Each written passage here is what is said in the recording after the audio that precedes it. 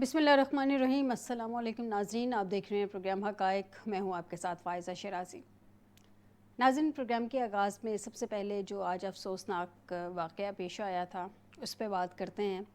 खुजदार में school bus पर दहशतगर्दाना हमला हुआ है। नाज़रीन, अब तक की इत्तलात के मुताबिक 3 तालिबात समेत 5 अफराद शहीद हो गए हैं और ये 0 पॉइंट के करीब स्कूल बस को धमाके से निशाना बनाया गया है। दहशतगर्दों का ये अटैक है जिसमें अभी मैंने बताया कि 3 तालिबात समेत 5 अफराद शहीद और मुतअद्दिद के ज़ख्मी होने की इत्तलात हैं। नाज़रीन, ISPR के मुताबिक बलूचिस्तान के इलाका खुजदार में ये दहशतगर्दाना हमला किया था। दहशतगर्दों ने बुज़दिलाना हमला किया है। यहाँ पे मासूम स्कूल के बच्चों को निशाना बनाया गया है। इससे पहले 2014 में भी हमने देखा था कि सानिया APS हुआ था। उस वक्त भी स्कूल के बच्चों को निशाना बनाया गया था 16 दिसंबर 2014 और आज फिर से हमारे मासूम बच्चों को, स्कूल के बच्चों को निशाना बनाया गया है। नाज़रीन, दिल बहुत भारी है ये बात शेयर करते हुए सुबह से जब हम इस चीज़ को देख रहे थे। ISPR के मुताबिक खुजदार में बुज़दिलाना हमले की मनसूबाबंदी दहशतगर्द रियासत भारत में की गई है। बलूचिस्तान में भारतीय प्रॉक्सीज़ ने इस भयानक मंसूबे को अंजाम दिया है। मैदान जंग में नाकामी पर भारत बलूचिस्तान और KP में प्रॉक्सीज़ से दहशतगर्दी करवा रहा है।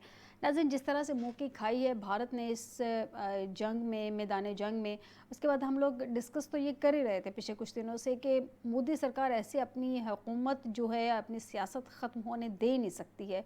नरेंद्र मोदी साहब जो हैं वो यकीनन कुछ ना कुछ ऐसा करवाएंगे, या तो वो डायरेक्टली, जैसे उन्होंने मिस एडवेंचर पहले भी करने की कोशिश की थी, या तो वो डायरेक्टली इस तरह की कोई हरकत करेंगे, या फिर जो उसका बुज़दिलाना वतीरा है वो हरकत करेंगे। बुज़दिलाना वतीरा यही है जो आज उन्होंने किया, जिसके बारे में हम ऑलरेडी डिस्कशन में थे कि देखें अब भारत की जानिब से अमन को आगे लेके जाया जाता है या मज़ीद इस तरह के कोई वाक़यात किए जाते हैं। नाज़रीन, वज़ीर आला बलूचिस्तान ने कहा है कि भारतीय प्रॉक्सीज़ कालदम BLA और BLF भारत की सीमा पर मासूम बच्चों को निशाना बना रही है। और नाज़रीन, जो शहीद हुए हैं उनमें 3 तालिबात हैं। सिक्योरिटी ज़राए ने इस बात की तस्दीक की है। उसके मुताबिक मैं आपको बता देती हूँ, 6ठी जमात की सानिया सुमरो है जो शहीद हुई हैं, 7वीं जमात की हफ्सा कौसर हैं, 10वीं जमात की ईशा सलीम है जो कि शहीद हुई हैं और मुतअद्दिद बच्चे ज़ख्मी हैं जिन्हें फ़ौरी तौर पे अस्पताल जो है वो नाज़रीन पहुँचा दिया गया है। दूसरी जानिब वज़ीर आला बलूचिस्तान सरफराज भुगटी ने बताया कि शोहदा में बस ड्राइवर और हेल्पर जो है वो भी शामिल है जो शहीद हुए हैं और अभी तक के इत्तलात के मुताबिक जो हैं 14 ज़ख्मी CMH कोयटा मुंतकिल किए जा चुके हैं, जिनमें एक खातून, एक मर्द और 12 बच्चे शामिल हैं, जबकि बास की हालत तशवीशनाक बताई जा रही है।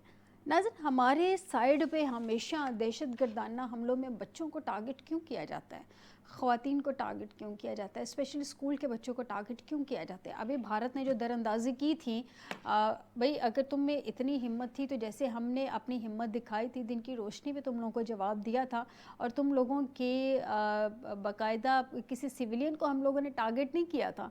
अगर आप लोगों में भी इतनी ही हिम्मत थी तो आप भी दिन की रोशनी में पाकिस्तान पे अटैक करते ना, जो एस्केलेशन आपने करनी थी और दिन की रोशनी में करते। और इसके अलावा जो 50 से 57 परवाज़ें जो थी एयर थी, जिसमें हज़ारों जो लोग थे उनको आपने, उनकी जानों को दांव पे लगा दिया था। क्या आप इतनी ही हिम्मत रखते थे, इतनी हकीकत फेस करना जानते थे? अब आपने हमारे मुल्क में इस तरह से दहशतगर्दी जो है प्रॉक्सीज़ के थ्रू करवाना शुरू कर दी है। शर्म आपको नहीं आती है? क्या आपके बच्चे नहीं हैं? छोटे छोटे बच्चों को आप किस तरह से, वो भी स्कूल जाते बच्चों को, स्कूलों के बच्चों को आप इस तरह से टारगेट कर रहे हैं? आपके अपने क्या घर में बच्चे नहीं है? हमेशा ये बात, जिसके अपने बच्चे होते हैं ना नाज़रीन, उसको ये दर्द महसूस होता है।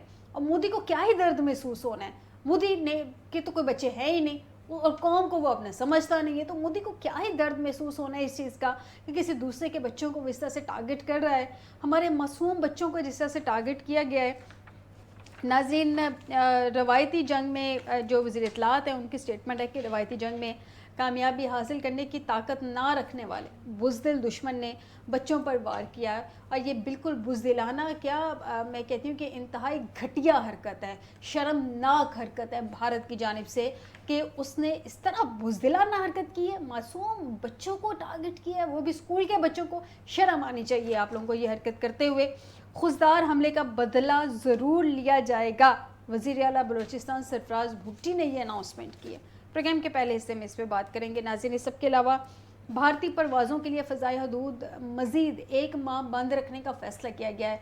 नाज़रीन, 1 माह ही क्यों बंद रखने का फ़ैसला किया गया है? हम एक माह क्यों बंद कर रहे हैं? उन्होंने तो ये नहीं कहा कि हम इंडस वाटर ट्रीटी जो है मज़ीद 1 माह जो है हेल्ड इन अबेंस जो उन्होंने अनाउंसमेंट की थी वैसे ही चलेगा, मुअत्तल रखेंगे। 1 माह के बाद हम उसको खोल देंगे, उसको रूटीन मैटर में ले आएंगे। तो हम 1 माह के लिए उनकी एयर स्पेस जो है, जो अपनी एयर स्पेस है, उनको जो अपनी हदूद है जो उनको इस्तेमाल के लिए देनी थी, 1 माह के लिए क्यों बंद कर रहे हैं? हम ये ऑप्शन सामने क्यों नहीं रख देते कि जब तक हमारे इंडस वाटर ट्रीटी को बहाल नहीं किया जाता, हम भी अपनी एयर स्पेस आपके लिए बहाल नहीं करेंगे। ये 1 माह की समझ मेरी एटलीस्ट समझ से बाहर है। अपने पैनलिस्ट से इसकी भी बात करेंगे। नाज़रीन, वज़ीर आज़म साहब ने आज सीनियर सहाफ़ियों से गुफ्तगू की है और उन्होंने कहा है कि भारत किसी भी तीसरे मुल्क की मुज़ाकरात में शिरकत पर आमादा नहीं है, क्योंकि भारत को पता है ना कि कोई तीसरा मुल्क आएगा, स्पेशली ट्रंप आएगा तो मसला कश्मीर जो भारत मकबूजा कश्मीर है, ऑक्यूपाइड कश्मीर जो भारत ऑक्यूपाइड कश्मीर है, वो मसला हल हो जाएगा जैसे ट्रंप ने कहा है। तो वो क्यों इस पर जो है वो शराकतदारी पे आमादा होगा? जब भी मुज़ाकरात होंगे दोनों ममालिक के DGMO बात करेंगे। जंग मुस्तकिल हल नहीं, देर पा अमन ही महफूज मुस्तकबिल की ज़मानत है। और उन्होंने 4 नकात बताए हैं। नाज़रीन, वज़ीर आज़म साहब ने जिस पे उन्होंने कहा कि पाकिस्तान की जानिब से 4 नकात पे अहम बात होगी। एक, उन्होंने भारत से कश्मीर, पानी, दहशतगर्दी और तिजारत, इन 4 मामलात में उन्होंने कहा जनाब बात होगी। तो डिस्कस करते हैं आज के प्रोग्राम में कि ये सारा मामलात क्या हैं और मज़ीद कितनी ख़तरनाक सूरत हाल हो सकती है, क्योंकि जो मुस्तकिल मंदूब हैं आसिम इफ्तिखार साहब अक़वाम मुत्तहिदा में पाकिस्तान के, उन्होंने उनके मुताबिक भारत ख़तरनाक बहरी तैयारियों में मसरूफ़ है। तो इसका मतलब चैन भारत को नहीं आया, मौकी खाने के बाद भी वो सुकून से शायद नहीं बैठा है। बात करते हैं आज के प्रोग्राम में। आपको बताएं कि स्टूडियो में ज्वाइन किया है गुलाम अब्बास हरल साहब है, बहुत शुक्रिया हरल साहब आपका हमें ज्वाइन करने के लिए। आज़म चौधरी साहब हैं, बहुत शुक्रिया चौधरी साहब आपका भी हमें ज्वाइन करने के लिए। ब्रिगेडियर रिटायर्ड लियाकत अली तूर साहब हैं, बहुत शुक्रिया ब्रिगेडियर साहब आपका भी हमें ज्वाइन करने के लिए।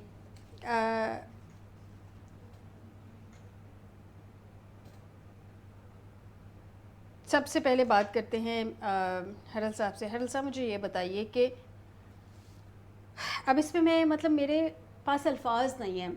जिन बच्चों को शहीद किया है, मैं यही कहूँगी कि अल्लाह ताला उनके वालिदैन को, मैं मतलब मुझे अल्फाज नहीं मिल रहे हैं, मुझे समझ नहीं आ रही कि मैं किस तरह से बात करूँ। उनके वालिदैन के लिए दुआ गो हैं कि अल्लाह ताला उनको सब्र जमील अता करे।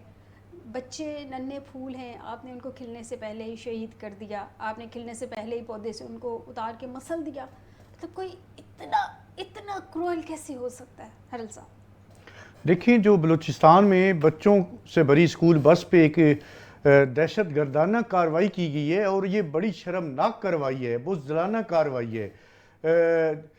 मैं समझता हूँ कि हम इसकी जितनी भी मज़म्मत करें वो कम है और हमें एक एक जो है जान, कीमती जानें जो हैं, उसका एक एक जान का हिसाब लिया जाना चाहिए। और ये जो और इन BLA जैसी बलोच लिबरेशन जो आर्मी है, उस जैसी जो तंजीमें हैं, उनसे उनका कड़ा इम्तिहान लेना चाहिए और उनसे सारी जो ये कार्रवाइयाँ कर रही हैं उनका सफाया करना चाहिए। और एक जो गैर मुसल्लह गिरोह हैं बलूचिस्तान में, मैं समझता हूँ उनसे एक सियासी अमल जो है वो शुरू किया जाए और उनसे बातचीत का आगाज़ किया जाए। और आप देख लें कि ये जो भारतीय मीडिया है उस पर आप देख लें, सिर्फ वो इन हमलों की हमायत नहीं कर रहा बल्कि इन हमलों को करने के वो दावे कर रहे हैं। और इस आलमी सतह पे हमें इस जो भारत की शिद्दत पसंदी है और जो जारियत है, इसको उठाना चाहिए कि भारत किस तरह जो है पाकिस्तान में एक जंगी जनून लेके फिर रहा है और पाकिस्तान और इस सारे खित्ते को जो है एक अदम इस्तेकाम की तरफ धकेलना चाहता है। तो ये जो बुज़दिलाना कार्रवाइयाँ हैं, मैं समझता हूँ कि हमारे वो हौसले जो है वो पस्त नहीं कर सकते।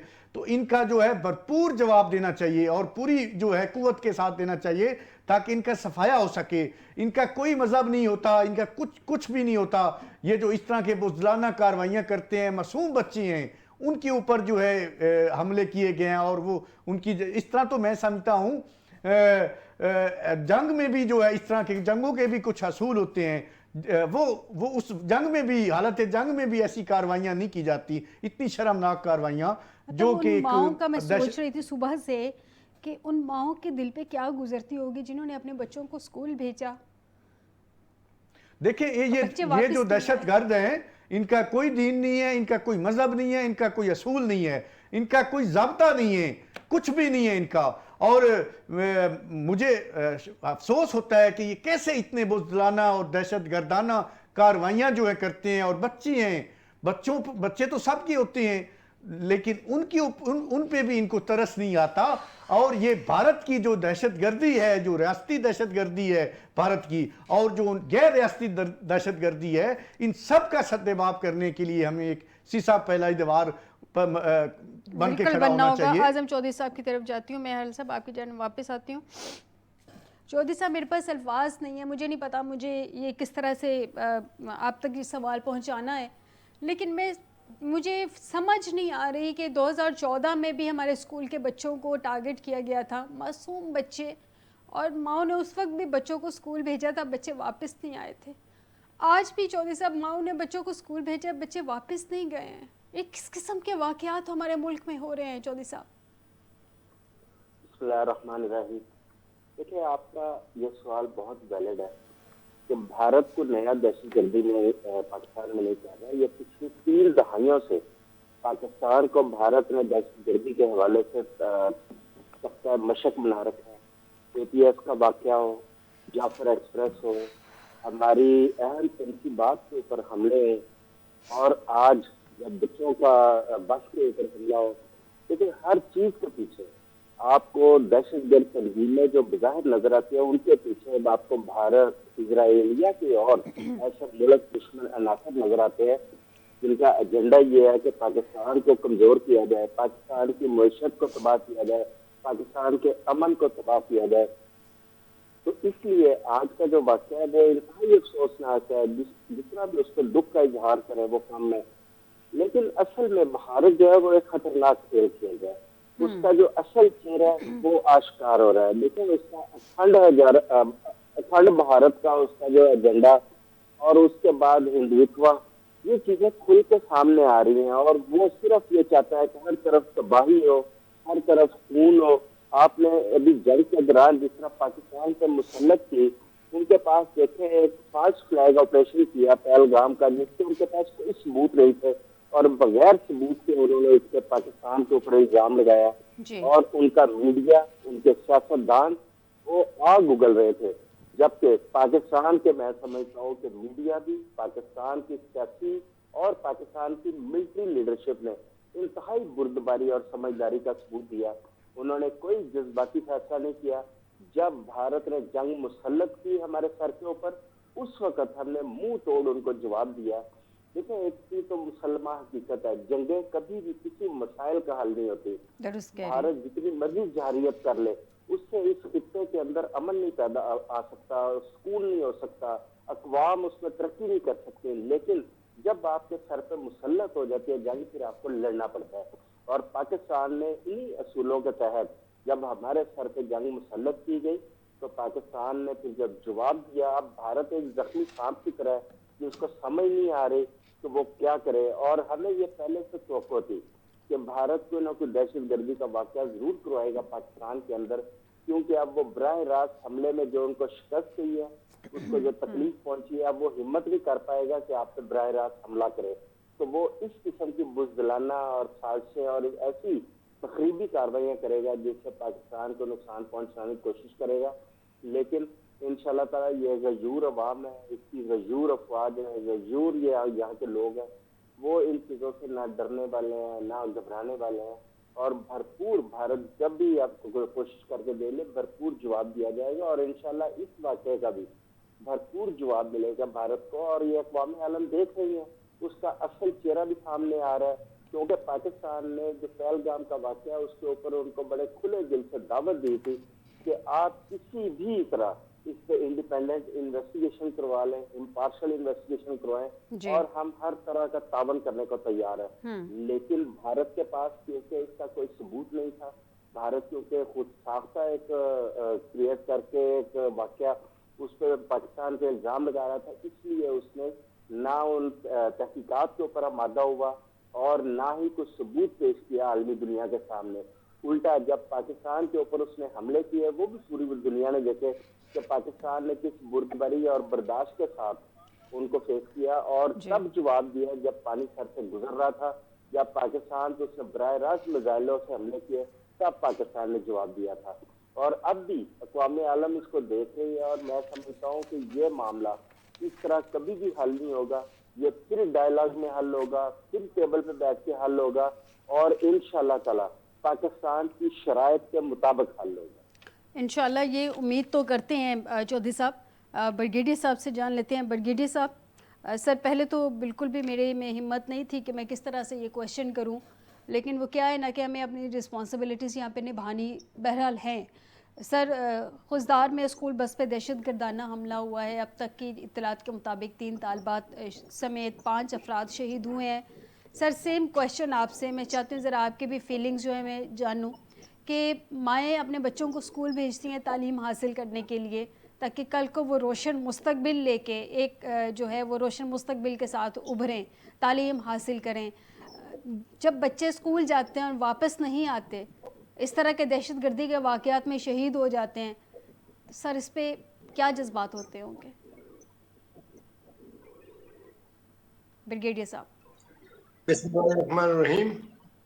ये बड़ी ही एक अफसोसनाक सूरत हाल है, लेकिन मेरा ख्याल है कि वक्त आ गया है कि पाकिस्तान इस मामले को पूरी संजीदगी से ले।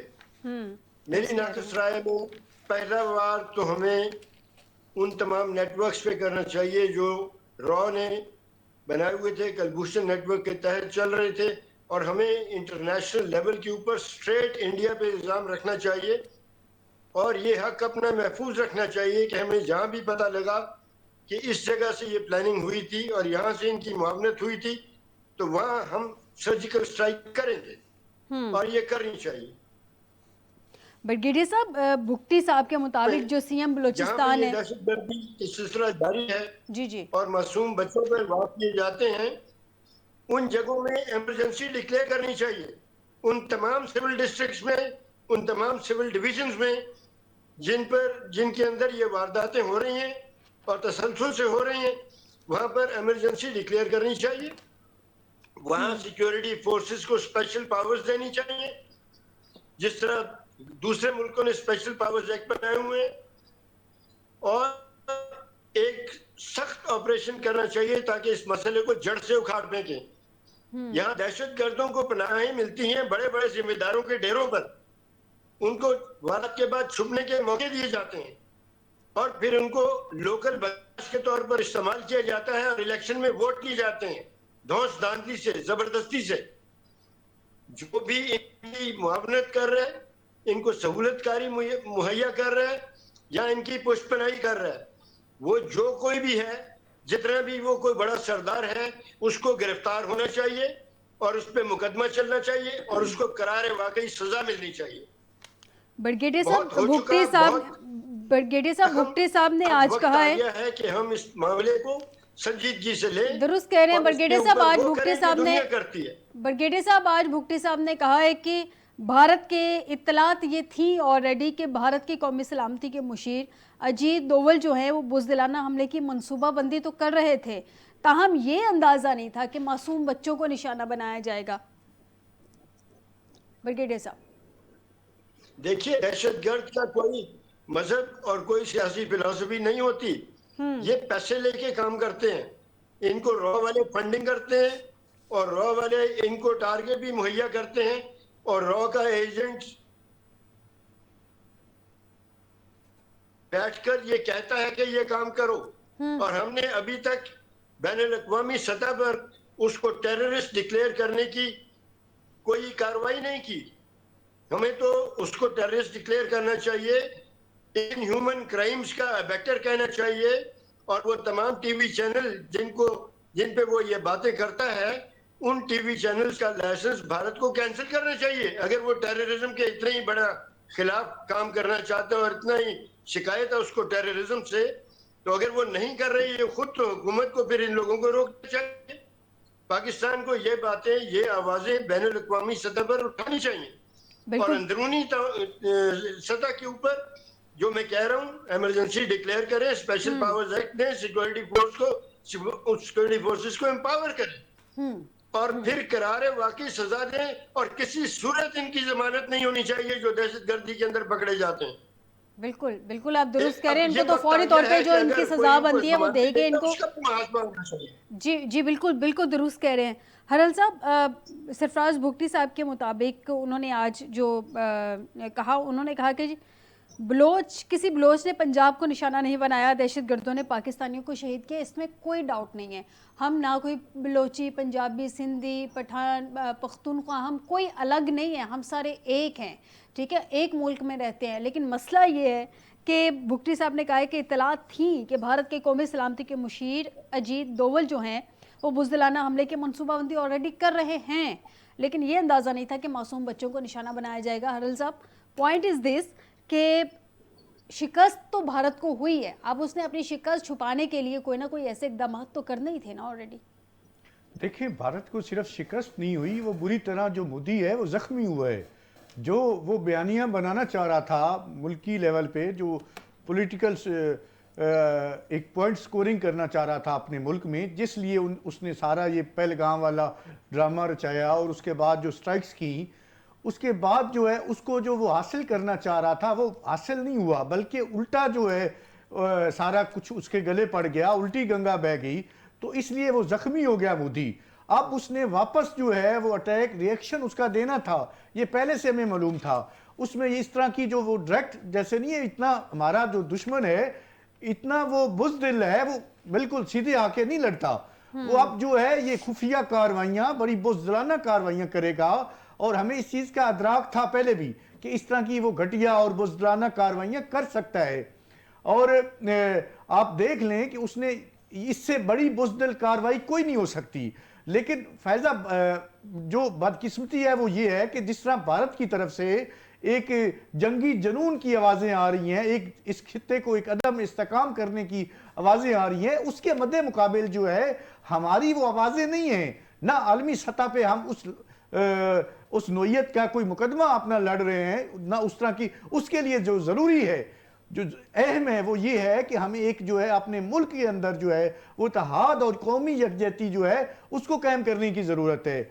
और ये इस चीज़ का वो फ़ायदा उठाता है जब उसको पता चलता है कि इनके अपने मुल्क के अंदर जो है वो नफ़रतें हैं, आपस में तकसीम है कौम के अंदर, तो फिर इस तरह के जो हालात होते हैं उससे दुश्मन जो है वो फ़ायदा उठाता है। तो इसलिए इस अमर की ज़रूरत है कि हमें एक कौमी यकजहती जो है वो पैदा की जाए। जितने भी सियासतदान हैं, बाशमूल PTI जो है इमरान खान, सबको एक कौमी धारे में ला के सब एक इस तरह का जो दुश्मन को पैगाम जाए कि हम सब जो हैं मुतहिद हैं, हम एक कौम हैं।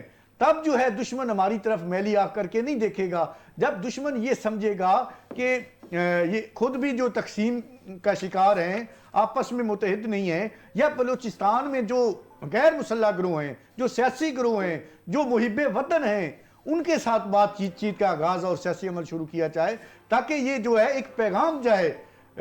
और ये जो जंगें होती हैं या मुकाबला किया जाता है दुश्मनों से, तो ये एक कौमी यकजहती के साथ किया जाता है।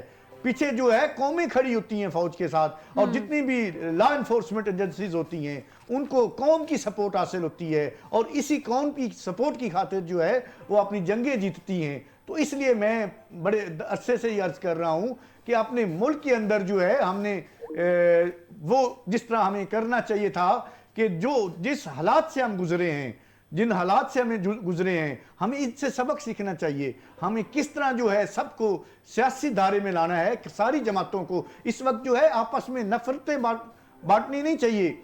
इस वक्त जो है आपस में जो है अगर किसी के कोई मसला है, कानूनी रस्ते मौजूद हैं, अदालतें मौजूद हैं, सबको जो है फेयर ट्रायल दिया जाए और सबके साथ जो है यकसा सलूक किया जाए, तो फिर ये सारे मसले मसाइल जो है हल होंगे। बिल्कुल सही कह रहे हैं चौधरी साहब। सर, अब सूरत हाल कुछ इस तरह से है कि भारत ने बच्चों पर हमला करके जंग के जो बेसिक असूल होते हैं उनको तो पामाल कर ही दिया है। अब बीएलए और बीएलएफ जैसे गिरोह हमेशा सॉफ्ट टारगेट को निशाना बनाते हैं, ये हम सब जानते हैं। और स्कूल के बच्चों से ज़्यादा सॉफ्ट टारगेट और क्या हो सकता है? इत्तलात ऑलरेडी मौजूद थी, तो क्या हमें, अब मैं इस पे क्या क्वेश्चन रेज करूं, क्या हमें इस चीज़ का अंदाज़ा नहीं था? देखिए, हमें बहुत अच्छी तरह अंदाजा था कि भारत इस किस्म की कोई ना कोई वॉल्यूम अप कर कार्रवाई दें। या हरकत जरूर करेगा, जी। क्योंकि बरह रास्त हमला करने की अब वो जरूरत नहीं कर पा रहे थे, तो उन्होंने दहशतगर्दी का या तस्वीर करेगा कि उनको वाक़या करना था। और इस पे हमें ज्यादा तवज्जो देने की भी जरूरत थी, क्योंकि जब हमें थोड़ा सा इससे अंदाजा हो चुका था तो हमें अपना इंटेलिजेंस नेटवर्क उसको ज्यादा फाल तरीके से काम करने की जरूरत है अब।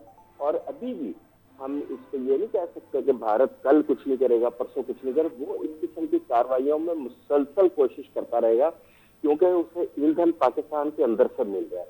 आप देखें, जो दहशतगर्द तंजीमें यहाँ पे दहशतगर्दी फैला रही हैं, वो सारा ईंधन पाकिस्तान के अंदर मौजूद है, कुछ बम्बार पाकिस्तान के अंदर मौजूद है। जो दहशतगर्द तंजीमें है वो यहाँ मौजूद है, असला यहाँ पे मौजूद है। वो सिर्फ पैसा खर्च करते हैं और उन तंजीमों से काम लेते हैं। और हमें उन तंजीमों का कला कमा करने की जरूरत है। जिस तरह हमारे हुकूमतें ये कह रही हैं कि बलूचिस्तान के अंदर 1500 या 2000 ऐसे लोग हैं जो दहशतगर्दी या तखरीबकारी में मुलव्वस हैं, तो मेरा ख्याल है कि जीरो टॉलरेंस पॉलिसी के साथ उनसे निपटने की जरूरत है। बिल्कुल। जहाँ तक सियासी लीडरशिप का मामला है, ये ब्रिगेडियर साहब ने बहुत अच्छी बात की है कि तमाम पॉलिटिकल पार्टीज को उनको बराबरी की सतह पर उनको ट्रीट किया जाना चाहिए। और जब देखें कि तमाम, जब मुल्क के ऊपर मुश्किल टाइम आया है, तो मैंने देखा है कि तमाम सियासी जमातों ने, चाहे वो अपोजिशन की जमातें हों चाहे हुकूमती जमातें हों, उन्होंने कौमी सलामती के लिए अपना भरपूर किरदार अदा किया और अफवाज पाकिस्तान के पीछे खड़ी हुई नजर आई, जिस तरह से पूरी कौम खड़ी थी। तो मेरा ख्याल है कि अब थोड़ा सा हमारी एस्टैब्लिशमेंट को रवैया नरम करते हुए तमाम पॉलिटिकल पार्टीज को बराबरी की सतह पर ट्रीट करनी चाहिए और पूरी दुनिया को पैगाम जाना चाहिए कि पाकिस्तान के तमाम लोग दहशतगर्दी के खिलाफ और इंडिया की जाररियत के खिलाफ ये सारे मुत्तहिद है, मुत्तफिक है। इससे पाकिस्तान में आप देखिएगा थोड़ा सा ये एक दफा हो गई, पाकिस्तान की मईशत भी ठीक हो जाएगी, पाकिस्तान के अमनो अमान के मसाइल भी ठीक हो जाएंगे, और ये वक्त की जरूरत भी है। दूसरी बात यह है कि जो दहशतगर्द तंजीमें हैं, चाहे वो अफगानिस्तान से ऑपरेट हो चाहे वो किसी और जगह से ऑपरेट हो, देखें उन्होंने पाकिस्तान को 30-35 साल में बेतहाशा नुकसान पहुंचाया। और हमारे पास माजी में भी सबूत मौजूद थे कि कहाँ कहाँ कौन कौन सी कार्रवाई में पीछे भारत उसमें इन्वॉल्व था। जिस तरह कुलभूषण यादव अभी तक हमारी हिरासत में मौजूद है, गिरफ्तार है वो, तो हमने क़ौम मुत्तहिदा में वो तमाम एविडेंसेस पेश की। लेकिन जब हमने जाफर एक्सप्रेस वाले वाक्य पे थोड़ी सी नरमी दिखाई तो हमें उसका शदीद नुकसान पहुंचा। मेरा ख्याल है कि वो एक ऐसा वाक्य था जिसपे हमें भरपूर एक बयानिया बनाने की जरूरत थी। पूरी दुनिया के सामने हम भारत को नंगा करते, लेकिन इस वक्त हमने वहाँ पे चौधरी साहब, आपकी मैं माजरत चाहती हूँ, आपकी आवाज़ का थोड़ा सा इशू बना हुआ है। अपनी टीम से कहूँगी इस इशू को ज़रा फिक्स करें, मुझे आपकी सही क्लियर समझ नहीं आ रही है। मैं आपकी जान दोबारा आती हूँ चौधरी साहब माजरत के साथ। ब्रिगेडियर साहब, मुझे ये बताइए कि बीएलए और बीएलएफ जैसे गिरोह हमेशा सॉफ्ट टारगेट को निशाना बनाते हैं। भारत की जानिब से यहाँ पे दहशतगर्द तो नहीं उस तरह से भेजे जाते, लेकिन पैसा और ट्रेनिंग जो है वो फ्राहम की जाती है। तो आप मुझे ये बता दीजिए कि हम ये जो दहशतगर्द तंजीमें इनको डायरेक्टली टारगेट करके ख़त्म क्यों नहीं कर देते?